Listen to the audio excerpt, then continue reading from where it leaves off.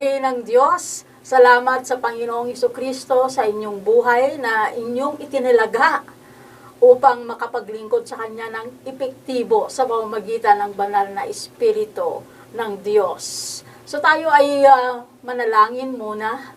Aming Ama sa langit, maraming salamat o Diyos sa katuruan na aming matatanggap sa araw na ito. Tulungan kami na ito ay maunawaan namin sa pamamagitan ng iyong banal na Espiritu Santo. Siya na nanonood ngayon sa videong ito, dalangin ko nga o Diyos, na kayo nga po ang kumilos sa kanyang buhay.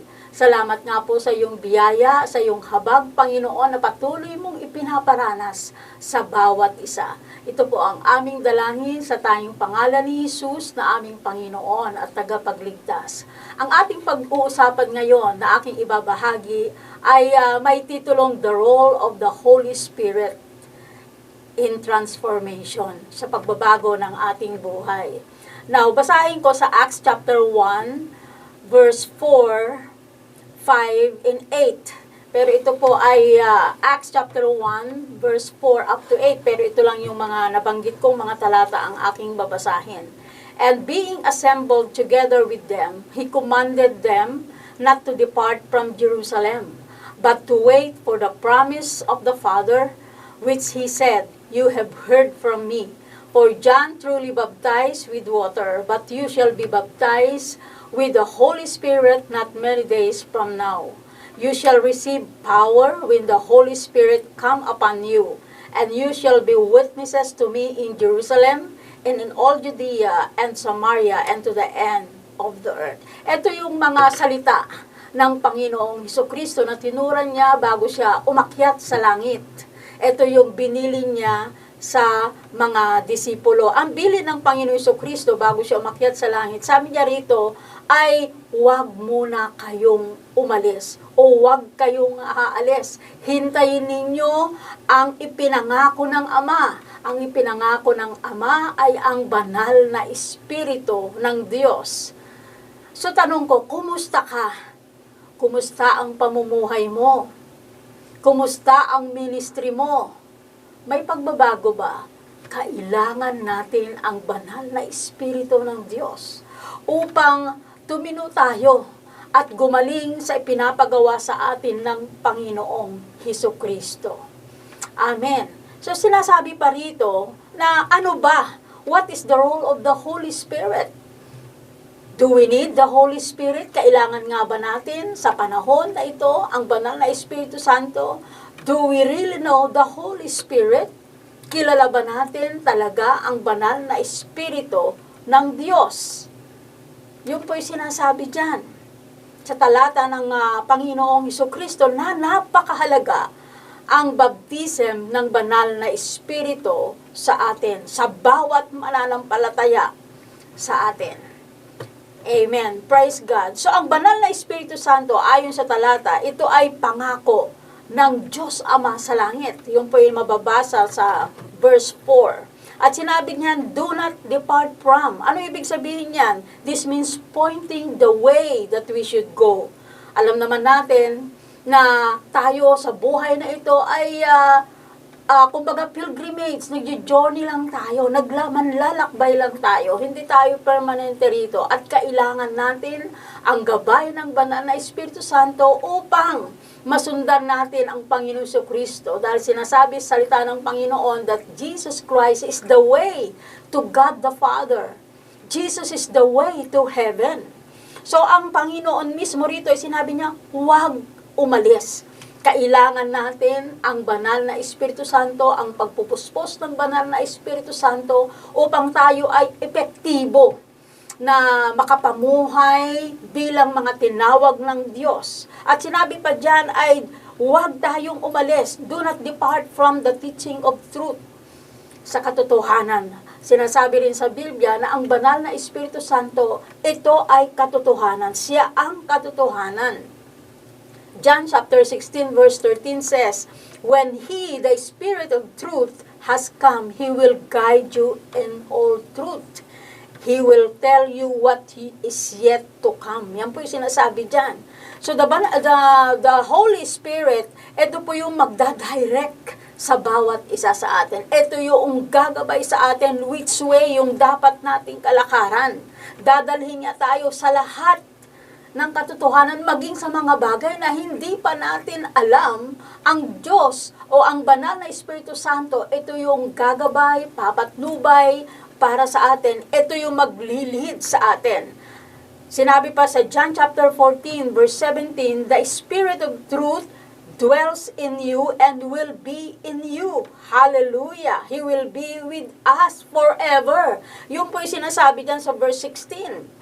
Siya ang nagtuturo, verse 14 to 26. He reminds us of Jesus' words, 14 verse 26 and chapter 15 verse 26. Ito po yung sinasabi, na ang banal na Espiritu Santo, siya yung ating tagapagturo, siya yung ating gabay para sa katuruan ng katotohanan. So, kailangan natin, we need the Holy Spirit. Sa panahon natin, lalo na, eto po yung panahon ng banal na Espiritu. Tayo ay kanyang gabayan. Ito yung pinangako mismo ng ating Ama sa Langit, maging ang Panginoon Jesucristo na ibababa niya pag-akyat niya sa langit. So, kailangan po natin ang banal na Espiritu Santo bilang gabay natin at tagapagturo natin sa buhay na ito. Ang banal na Espiritu Santo, siya po yung nagbibigay ng power and anointing upang tayo ay makalakad sa ninanasa ng Panginoon sa atin. Sabi nga sa verse 5, you shall be baptized with the Holy Spirit. So, kailangan ang bawat isa na mananampalataya ay makaranas ng baptism of the Holy Spirit. Dahil kapag ang tao ay nabautismo ng banal, ng Espiritu Santo, ito po ay nagkakaroon ng changes, nagkakaroon ng transformation. Amen. Sabi nga dyan sa Biblia na ang ating panloob ay nababago araw-araw. Gawa ng banal na Espiritu Santo, araw-araw binabago tayo ng Panginoon. Amen. So ito po ay, itong transformation na ito ay panloob na gawa ng Panginoon sa atin. Binabago niya yung ating kaisipan. Dahil napakahalaga po na malaman natin kung ano yung kalooban ng Diyos. Ito yung magbibigay sa atin ng kakayanan upang tayo ay makapamuhay ng matuwid na pamumuhay. Sabi nga sa John 16 verse 8, He convicts, the Holy Spirit convicts us of our sin upang makapagbalik loob tayo sa Panginoon. Amen. Praise God. At hindi lang iyon, sinasabi rin dyan sa verse 8, you shall receive power when the Holy Spirit has come upon you. Tatanggapin natin ang kapangyarihan ng banal na Espiritu Santo. Mapapa sa atin, the Holy Spirit is the power of God. Na ito ang nagkakaloob sa atin ng kapangyarihan to proclaim the gospel upang tayo ay magpahayag ng may lakas ng loob, may tapang ang salita ng Panginoong Jesucristo. Katulad ni Apostle Peter noon na siya ay laging nagtatago, natatakot siya pag na-identify siya na siya ay naging kasama ng Panginoon Jesucristo, pero pagkatapos niya na matanggap ang bautismo ng banal na Espiritu Santo, tumapang si Pedro sa pagpapahayag ng mabuting balita, ng pagpapahayag tungkol sa Panginoong Jesucristo. Sinasabi pa dyan na ang banal na Espiritu Santo, ito yung magbibigay ng kapangyarihan sa church para gawin ang ministeryo. Amen. Ito po yung kapangyarihan na magpagaling sa may sakit. Praise God. Kapangyarihan na makapaglingkod ng mahusay. Amen. Dahil apart from the Holy Spirit, wala po tayong kayang gawin. Wala tayong magagawang mabuti o matino, lalo na sa ating pamumuhay at sa ating ministry. Kaya kinakailangan na matanggap muna natin yung basbas ng banal na Espiritu Santo upang sa gayon tayo ay magkaroon ng kapangyarihan upang kumilos, upang isagawa ang ninanasa ng Panginoon. Gawin ito ng epektibo. Ganapin natin ng buong husay ang ipinagagawa sa atin. That is what? To go and make disciples. Amen. Praise God. Hallelujah. So kailangan po natin, ikaw at ako, kailangan natin ang kapangyarihan ng banal na Espiritu ng Diyos to have patience. Amen. Kailangan natin ang power na yon, the power of patience. Amen. The power to love, the power to do good. Kailangan po natin yon. At ang power na tinutukoy dyan ay walang iba kundi ang banal na Espiritu ng Diyos. Hindi natin kayang gawin yan sa sarili nating kakayanan, kundi sa pamamagitan lamang ng banal na Espiritu Santo na siya nagbibigay sa atin ng kapangyarihan na magawa ang kalooban ng Panginoon sa atin.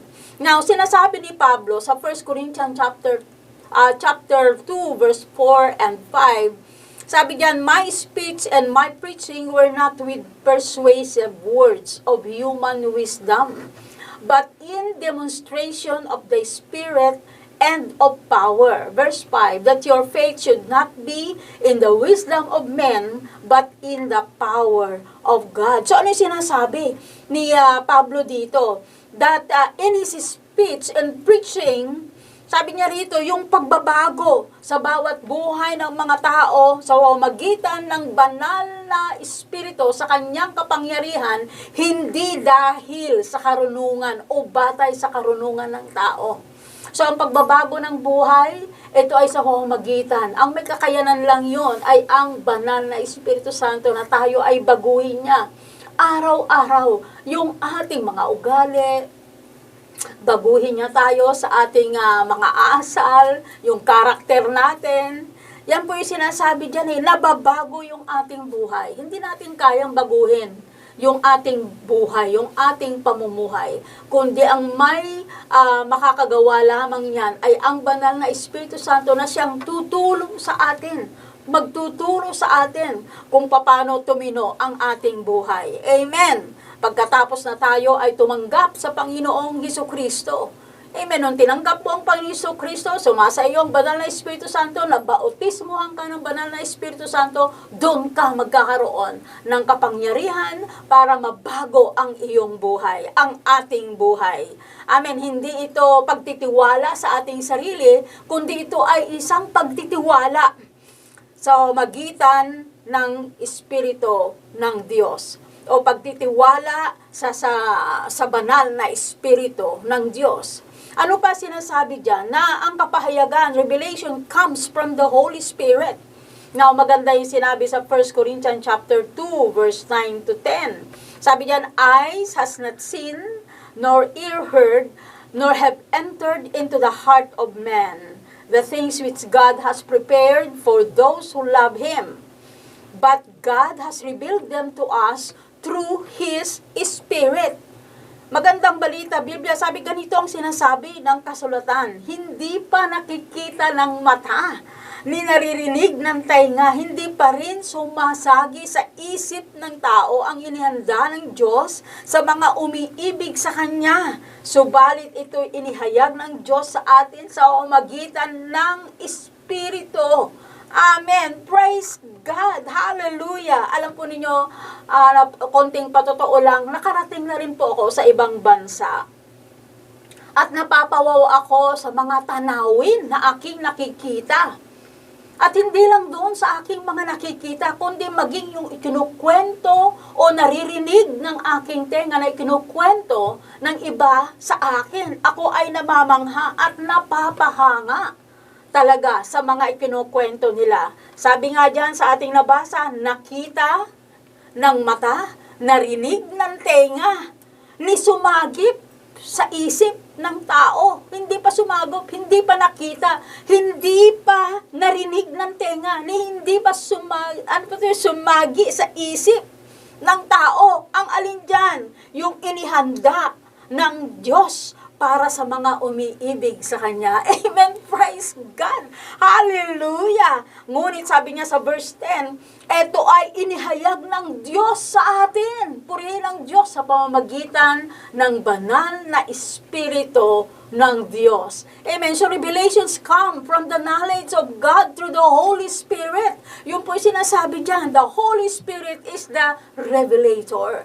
He is the giver of revelation. Sabi po sa verse 11 to 13, for what man knows the things of a man except the spirit of the man which is in him. Even so, no one knows the things of God except the Spirit of God.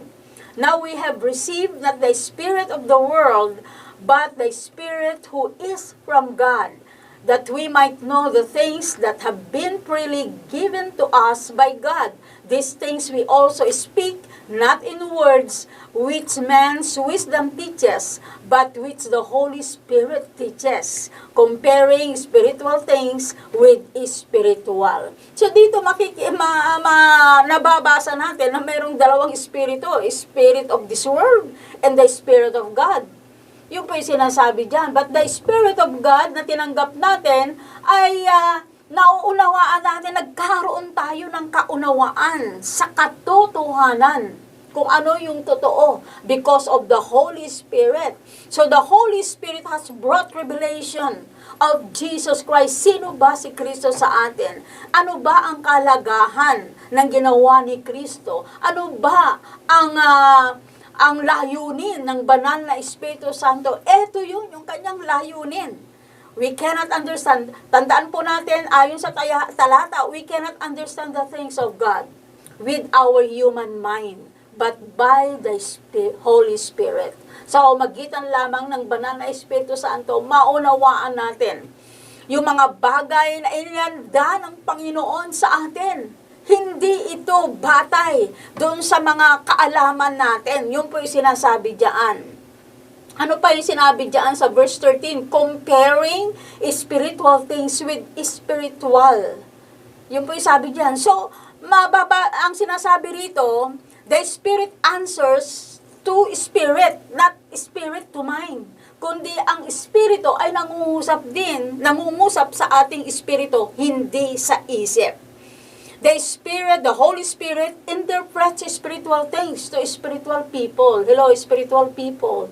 Dahil nasa iyo ang Panginoong Hesukristo, nasa iyo ang banal na Espiritu Santo, ikaw ay spiritual people o spiritual person. Amen. At yung mga bagay na hindi natin maunawaan, ito ay ipapaliwanag mismo ng banal na Espiritu ng Diyos. Minsan nga may nagtanong sa akin about tongues, speaking in tongues. Sabi nga ganun, paano masasabi na speaking in tongues? Hindi ba yan ay lingwahe na iba't ibang mga bansa o iba't ibang mga wika mula sa iba't ibang bansa ayon sa Book of Acts? Sabi sa akin ng isang nagtanong. Medyo nag-isip ako, but the Holy Spirit ay binigyan niya ako ng kaalaman kung paano siya sagutin. Ang sabi ko sa kanya, ang tongues, ito po ay ini-interpret mismo ng banal na Espiritu Santo na ito ay nauunawaan ng bawat tao sa iba't ibang wika. Amen. So, ang banal na Espiritu Santo, ito yung revelator. Siya yung nagbibigay ng interpretation sa bagay na sinasabi natin bagamat hindi naintindihan, hindi nauunawaan, pero ang banal na Espiritu Santo, ito ang nagbibigay ng interpretation. Amen. Purihin ang Panginoon. Dahil sinabi nga sa Proverbs 3, chapter 33, verse 13 to 18, ay sinasabi niyan, the Holy Spirit is the wisdom who gives us long life. Purihin ang Panginoon. Hindi lang yon, riches and glory. Yung po yung sinasabi niya sa talatang yan, mahabang buhay, kayamanan at karangalan. Amen. And remember, tandaan po natin, na hindi lang po ito ang banal na Espiritu, hindi lang siya talino, hindi lang siya karunungan o kaalaman, kundi the Holy Spirit is a person. Ephesians chapter 4 verse 30 says, do not grieve the Holy Spirit of God, by whom you were sealed for the day of redemption. Huwag ninyong dulutan ng pighati ang Espiritu Santo, sapagkat ito ang tatak ng Diyos sa inyo, ang katibayan ng inyong katubusan pagdating ng takdang araw. Now, if the Holy Spirit is grieved, napighati natin siya, Alam po niyo, mararamdaman mo bilang isang mananampalataya eh. Amen. Mararamdaman mo mismo sa puso mo, sa espiritu mo. Alam mo na napighati ang banal na espiritu ng Diyos. Amen. Praise God. Hallelujah. Hindi lang yon. Ang banal na Espiritu Santo, tinitrain tayo. Ini-educate tayo. Amen. So our training and our education comes from the Holy Spirit. John chapter 14 verse 26 says, the Helper, the Holy Spirit, whom the Father will send in my name, sabi ni Jesus, He will teach you all things and bring to your remembrance all things that I said to you. So, ang banal na Espiritu Santo, siya yung ating helper. Ang helper is called to one side. Intercessors natin, tagapamagitan natin, kasi may mga panahon na hindi natin alam kung paano manalangin ng tama. Dahil marahil sa problema, sa kabigatan ng mga pangyayari na dumarating sa iyong buhay, ang Panginoon na, ang banal na Espiritu Santo mismo ang namamagitan na nananalangin on our behalf. Kaya po tayo ay mayroon po tayong speaking in tongues, praying in tongues, na sinasabi ito po ay biblical. Ito po ay katotohanan na nakasulat sa Biblia. Amen. Praise God. Hindi lang yon. Ang banal na Espiritu Santo, tagapayo natin yan. Amen. Kung tayo po ay may mga ginagawang mga desisyon, gusto na mayroon tayong mga hakbangin, kinukonsulta natin sa banal na Espiritu Santo yung mga bagay na dapat natin gawin. Ano po ba ang dapat kong gawin, banal na Espiritu Santo? Help me, guide me, direct me. Siya po yung ating tagapayo. Siya yung ating counselor. At hindi lang yon, ang banal na Espiritu Santo, tumatayong advocate natin. Siya yung ating manananggol. Siya yung ating depensa. Siya yung attorney natin. Amen. Na siyang humaharap sa atin o siyang tumatayo in behalf of us. Amen. He leads us to understand the gospel of truth. Inaakay din niya tayo upang maunawaan natin yung Biblia, yung katotohanan, yung mabuting balita. Siya yung pinangungunahan tayo.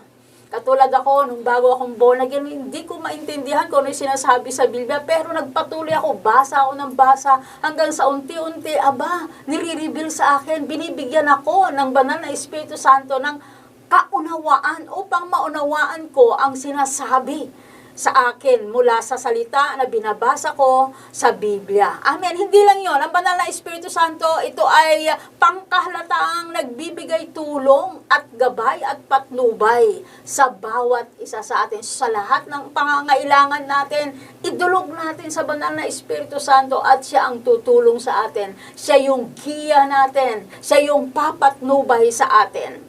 Amen. Praise God. Now, ano pa ang ginagawa niya? He gives the strength.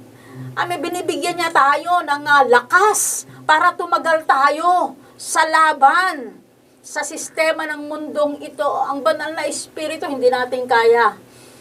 Kakayanin lang natin na labanan ang laban sa mundong ito, ang sistema ng mundong ito sa pamamagitan ng banal na Espiritu Santo. Nakasulat po yan sa Ephesians chapter 6. Amen. Ang banal na Espiritu Santo ay napakahalaga ang kanyang role o ang kanyang bahagi sa ating buhay.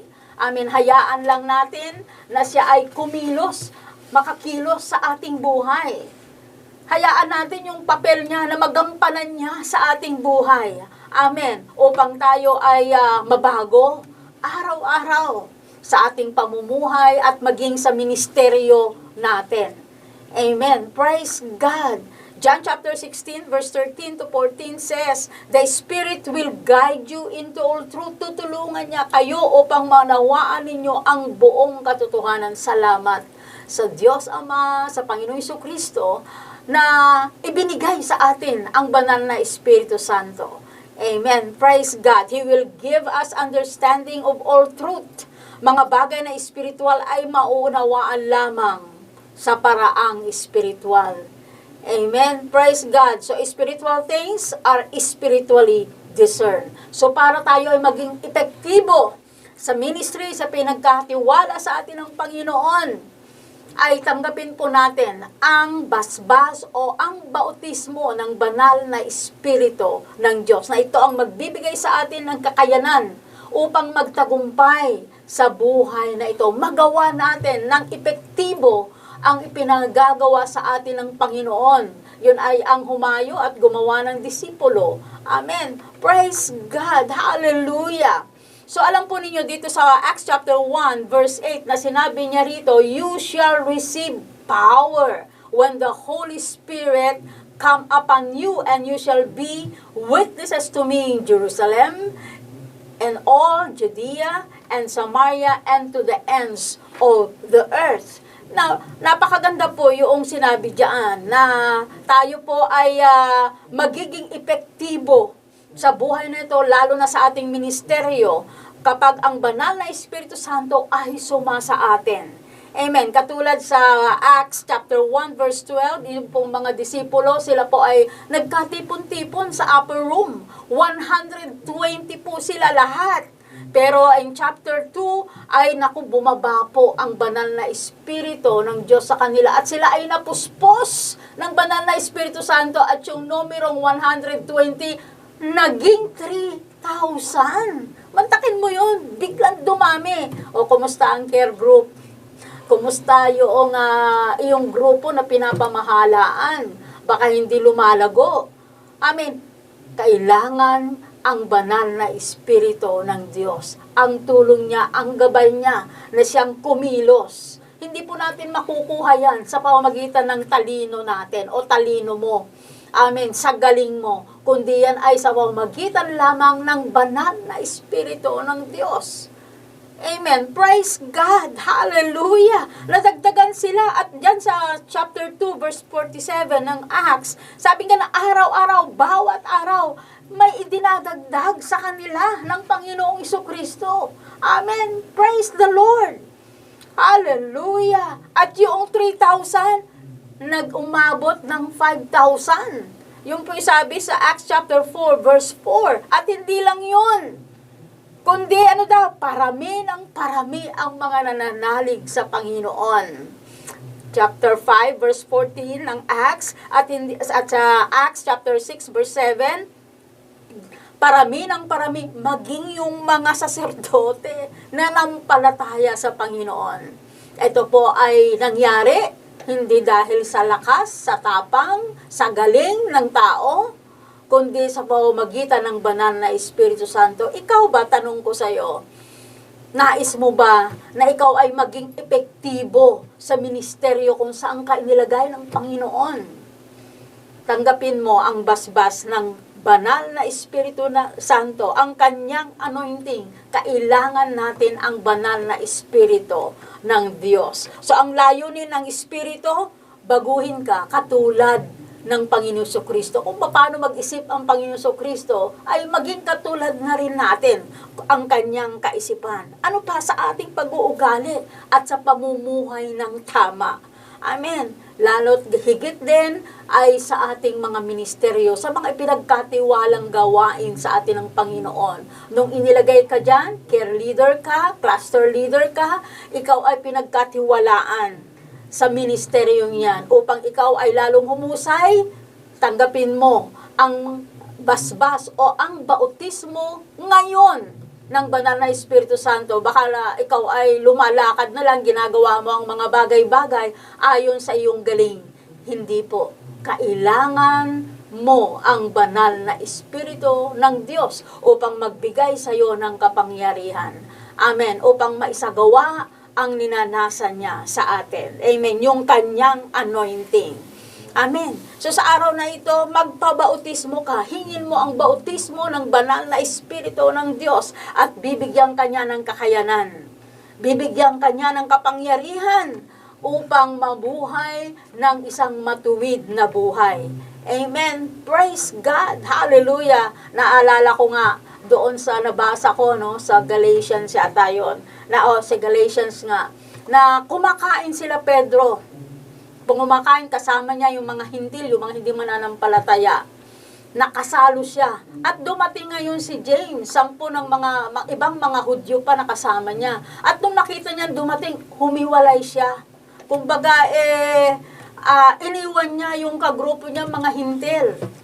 At alam po niyo ang ginawa ni Pablo, sabi nga ni Pablo Pedro, sa harap-harapan, kinorek ni Pablo si Pedro. Sabi niya, Pedro, ikaw na isang Hudyo, ay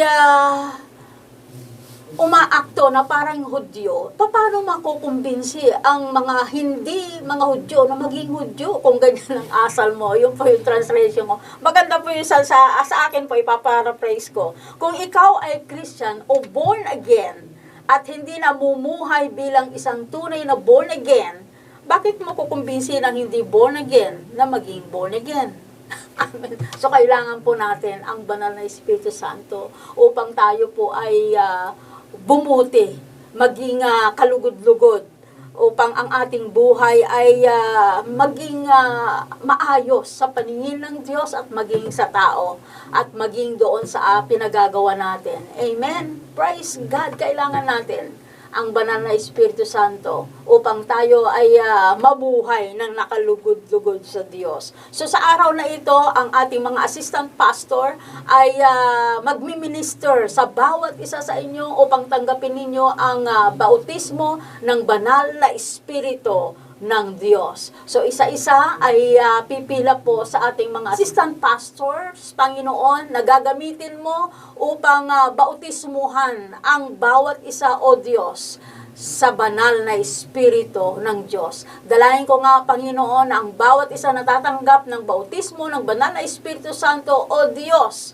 Ito, Panginoon, ay magbibigay, Panginoon, ng iba yung lakas, iba yung tapang, iba yung dunong, Panginoon, kaalaman na nagmumula sa iyo, Panginoon, upang sila ay lalo pang maging mahusay sa ministeryo na pinagkatiwala mo sa kanila. Salamat po, Panginoon, ang lahat ng ito ay para sa iyong kaluwalhatian, karangalan. Sa pangalan ni Jesus, pagpalain kayo ng Diyos Ama, Diyos Anak at ng Banal na Espiritu Santo. Amen.